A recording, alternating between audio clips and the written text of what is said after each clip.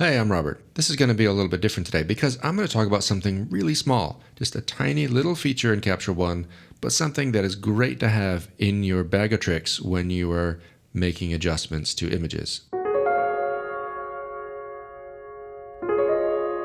So, what is it? Well, let's talk about the color readouts that you see above the image when you move the mouse around. So as you see, as I'm moving around the mouse, we see the red, green, and blue and luminosity values for anywhere the pixels or maybe just the area underneath the mouse in that point in the image. But when I move the mouse off the image, those numbers disappear.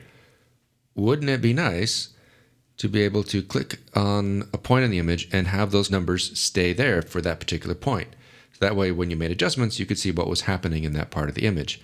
Well, it turns out there is a way to do that, and it's up here in the cursor tools, where there's actually quite a lot of interesting, fun little gadgets to play with. But today we're going to be looking at the color readout, which is here underneath the eyedropper. So if you click on that and hold down, you get the menu.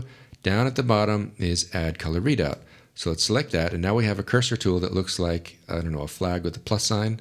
And we click on the image and we see the color readout for that part of the image. But we can keep going and add pretty much as many as you want. And you can click anywhere on the image and it stays there as you move the mouse off the image, of course. You can also click on these and drag them, add more. If you hit Option, hold down the Option key, the cursor changes to a minus and you can delete them just like that. The other thing is if you go to another image, then all of those flags stay in the same place in each image. And if the images are different sizes, then they will kind of move around a bit because they're sort of relative to the size of the image, so they kind of move. But if you're going through bulk editing a bunch of images that are the same size, then it works really well. So let's show how these actually work. I'm going to just change the background color. This is a white background layer. I've got another video on how to create the mask for this using the Luma Range tool. But for now, I'm just going to change the white to full white. That is, these numbers, the bottom number, the luminosity number, needs to go to 255. It's actually going to make all the numbers go to 255. But the one I'm looking at, though, is the one on the bottom.